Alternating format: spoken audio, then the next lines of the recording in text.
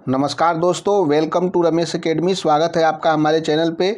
आइए शुरू करते हैं आज का वीडियो। इस वीडियो में हम लोग देखेंगे रेलवे स्टेशन मास्टर को कितनी सैलरी मिलती है, उनका क्या क्या काम होता है और उनका प्रमोशन कैसे होता है। मतलब इस वीडियो में हम लोग रेलवे के जितने भी पोस्ट होते हैं आने वाले टाइम में हम लोग सारे पोस्ट का हम लोग देखेंगे। इसमें से सबसे पहले हम लोग स्टेशन मास्टर के बारे में देख लेते हैं। स्टेशन मास्टर को सैलरी कितनी मिलती है, उनका काम क्या क्या होता है, क्या क्या करना होता है और उनका प्रमोशन कैसे होता है। तो आइए शुरू करते हैं आज का वीडियो। जैसा कि हम लोग इस वीडियो में सबसे पहले हम लोग जॉब प्रोफाइल को देखेंगे, सैलरी प्रमोशन को देखेंगे, स्टेशन मास्टर का, रेलवे स्टेशन मास्टर का काम क्या होता है, कितना हेक्टिक जॉब होता है या किस तरह से उनको करना पड़ता है, ये सब हम लोग यहाँ पे देखेंगे। तो सबसे पहले देख लेते हैं स्टेशन मास्टर जो होते हैं वे manage train operations at stations, यानी कि स्टेशंस जो भी स्टेशंस उनको मिल सकता है, कोई भी जो भी शुरू में जो भी स्टेशन मास्टर तो बनेंगे उन लोगों को छोटा स्टेशन पे ही डिप्यूट किया जाता है। तो निश्चित रूप से जो भी स्टेशन मिले, छोटा या बड़ा कोई भी स्टेशन हो, जहाँ भी उनको पोस्टिंग मिले वहाँ पे उन लोगों को ट्रेन के ऑपरेशन को मैनेज करना पड़ता है। जैसा कि यहाँ पे दिखा रहा है, यहाँ पे रेलवे ट्रैक पे जो भी आपको कंप्यूटर पे दिख रहे हैं या रेलवे ट्रैक के दिखा रहा है कि कैसे कैसे ट्रेन का ऑपरेशन होगा, कैसे एक जगह से दूसरी जगह जाना होता है, इसे ऑपरेट करना रहता है। हालांकि ये लोग ऑफिस में बैठ के ही इसे ऑपरेट करते हैं और उसे सिग्नल देने की कोशिश करते हैं जो भी दूसरे स्टेशन या पीछे स्टेशन या आगे के स्टेशन को। इस तरह से वे लोग ट्रेन के ऑपरेशंस को, यानी कि ट्रेन किस तरह से परिचालन में कोई भी बाधा नहीं हो, इसको ऑपरेट करने का काम जो भी स्टेशन मास्टर होते हैं वे लोग करते हैं। उसके बाद में देख लेते हैं इनका फिर दूसरा काम क्या होता है। दूसरा काम होता है giving signal as per requirement. मतलब जो भी स्टेशन मास्टर होते हैं वे लोग जो भी सिग्नल होते हैं, यानी कि ट्रेन आ गया है उसको सिग्नल देने का काम स्टेशन मास्टर करते हैं। यानी कि जैसे मान लीजिए कि एक स्टेशन से दूसरे स्टेशन पे जाना है तो उसका सिग्नल का काम दूसरे स्टेशन को या पीछे वाले स्टेशन को देने का काम भी हमारे स्टेशन मास्टर ही करते हैं। यानी कि कोई भी ट्रेन का सिग्नल देना है वह ठीक जगह से एक स्टेशन से दूसरे स्थान पर पहुँचे, इसका काम जो है स्टेशन मास्टर ही करते हैं। फिर उसके बाद में इनका काम, जैसे मान लीजिए कि यहाँ पे जैसे कि स्टेशन की देख रेख करना होता है, कोई भी ट्रैक सही है या गलत है इसका भी देख रेख करना स्टेशन मास्टर का काम होता है। उसको सही करवाना भी स्टेशन मास्टर का काम होता है। उसके बाद में अगला काम है exchanging all write signal with train. मतलब जो भी ट्रेन चल रहे हैं उसका सिग्नल को एक्सचेंज करना, मतलब कि कोई भी ट्रेन का कहाँ से किस तरह से मुड़ाना है, कौन से ट्रैक पे ले जाना है, ये सारा काम को देख रेख जो है हमारे स्टेशन मास्टर करते हैं। यानी कि स्टेशन मास्टर का काम जितने भी स्टेशन से रिलेटेड, ट्रेन का आवागमन से रिलेटेड, ये सब काम स्टेशन मास्टर के अंतर्गत आता है। उसके बाद में जैसे manage cleanness at small station, यानी कि कोई भी छोटा स्टेशन है तो वहाँ पे तो अलग से डिपार्टमेंट सफाई कर्मी लोग तो होते हैं, लेकिन उसको देख रेख करने के लिए दूसरे लोग नहीं होते हैं। तो इसलिए स्टेशन मास्टर को ही जो होता है छोटे छोटे स्टेशनों पर जो भी सफाई का काम होता है उसे करवाना पड़ता है। तो स्टेशन मास्टर की जो भी वहाँ पे सफाई से रिलेटेड जितने भी काम हो सकते हैं उसे अपने देख रेख के अंतर्गत रख कर पूरी तरह से उसे साफ सफाई करवाना स्टेशन मास्टर का ही काम होता है।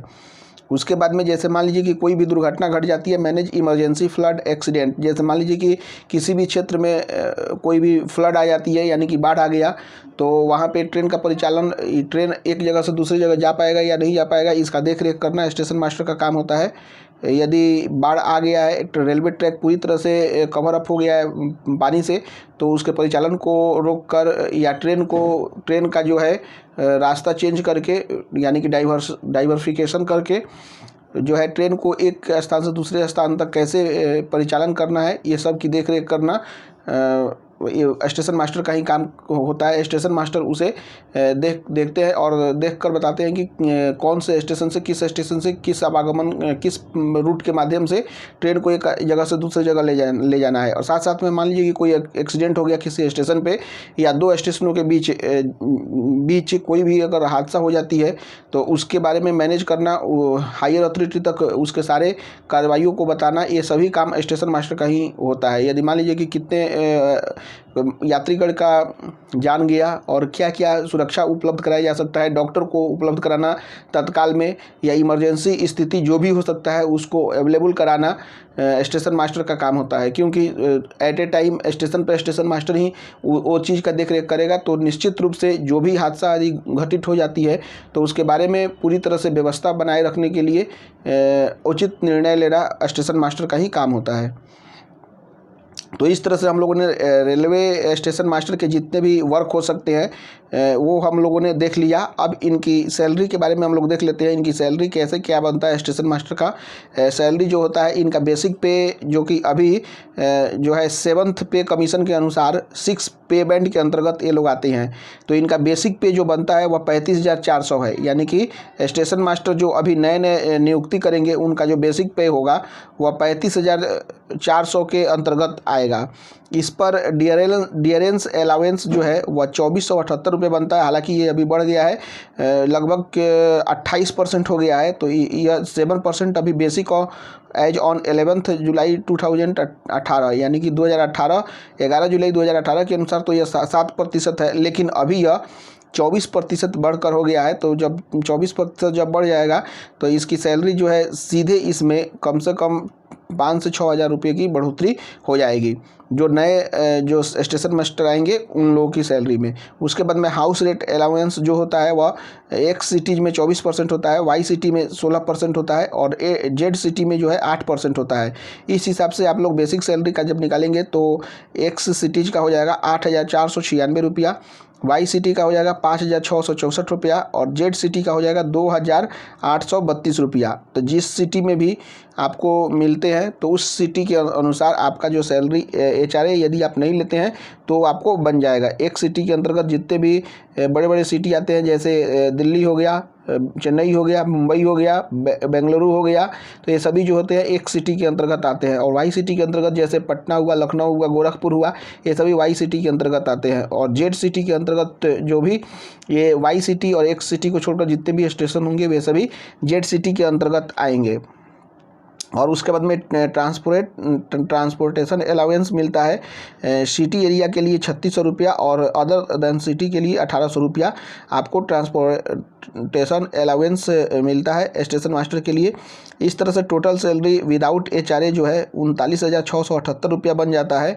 हालांकि यह कम से कम अभी जो नए जो एप्लीकेंट जो आएंगे उनकी सैलरी कम से कम इसमें 7 से 8 हज़ार रुपया और बढ़ोतरी करके मिलेगी। यानी कि लगभग 46 से 47 हज़ार आपका HRA बनेगा और टोटल सैलरी विथ 24% HRA जो होगा 49,000 होगा। हालांकि ये सैलरी 55 से 60 हज़ार रुपये तक बनेगी, क्योंकि जो है डियरेंस अलाउंस जो है वह अभी बढ़ जाएगा।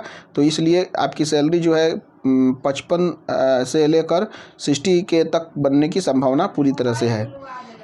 उसके बाद में प्रमोशन देख लेते हैं, स्टेशन मास्टर का प्रमोशन कैसे होता है। तो सबसे पहले आप लोग जो अभी बनिएगा तो असिस्टेंट स्टेशन मास्टर के पोस्ट पे आपको नियुक्ति दिया जाएगा, जो कि पे बैंड 6 के अंतर्गत आता है 7th पे कमीशन के अनुसार, जिनका इनिशियल सैलरी 35,400 होता है। उसके बाद में स्टेशन मास्टर बनते हैं। 3 साल के बाद में डिपार्टमेंटल एग्जाम होता है, उसके थ्रू बन सकते हैं, या 5 साल के बाद में आपको प्रमोशन दिया जाता है, जो कि 7th पे कमीशन के अनुसार पे बैंड 7 का यह पोस्ट होता है, जिसका बेसिक इनिशियल सैलरी जो होता है वह होता है 44,900। उसके बाद में नेक्स्ट प्रमोशन जो होता है स्टेशन सुपरिटेंडेंट का होता है, जो पे बैंड 8 के अंतर्गत आता है 7th पे कमीशन के अंतर्गत। इसका जो इनिशियल बेसिक पे सैलरी जो होता है 47,600 होता है, जिसका जो होता है प्रमोशन जो होता है स्टेशन मास्टर बनने के बाद में 3 साल के बाद में 3 से 5 साल के बाद में आपका प्रमोशन हो जाता है। उसके बाद में असिस्टेंट ऑपरेशंस मैनेजर या स्टेशन मैनेजर का जो पोस्ट होता है वह पे बैंड 10 के अंतर्गत आता है, जो कि 7th पे कमीशन के अंतर्गत रेलवे में आता है। यह जो है ऑफिसर रैंक का पोस्ट है, जिसका इनिशियल बेसिक सैलरी जो होता है 26,100 होता है। इसका भी जो प्रमोशन होता है सुपरिटेंडेंट बनने के बाद में 5 साल के बाद में इसका प्रमोशन हो सकता है, यदि सीट वहाँ पे रहती है तो इस तरह से हम लोगों ने देख लिया प्रमोशन। सबसे पहले आपका असिस्टेंट स्टेशन मास्टर बनते हैं। उसके बाद में स्टेशन मास्टर बनने के बाद में स्टेशन सुपरिटेंडेंट बनते हैं। वो स्टेशन सुपरिटेंडेंट बनने के बाद में असिस्टेंट ऑपरेशंस मैनेजर या स्टेशन मैनेजर इनको बोला जाता है, ये बनते हैं। इस तरह से हम लोगों ने प्रमोशन का ये देख लिया। यदि कोई भी स्टूडेंट लगभग 25 से 27 वर्ष के एज में अगर आ जाते हैं तो निश्चित रूप से वे लोग असिस्टेंट ऑपरेशंस तक के पोस्ट तक पहुंच सकते हैं। तो यही प्रमोशन का चैनल है स्टेशन मास्टर का। तो इस तरह से हम लोगों ने स्टेशन मास्टर से रिलेटेड जितने भी क्यूरी और बातें हो सकती है ये सभी हम लोगों ने देख लिया। आप अपने दोस्तों के साथ इसे शेयर कीजिए। आने वाले समय में और भी दूसरे पोस्ट जो हो सकते हैं उसके बारे में हम लोग यहाँ पे देखेंगे। और भी जितने पोस्ट हैं रेलवे एनटीपीसी के अंतर्गत वो सभी के बारे में स्टेशन मास्टर के अलावा, तो आप अपने दोस्तों के साथ इसे शेयर कीजिए। Thank you very much.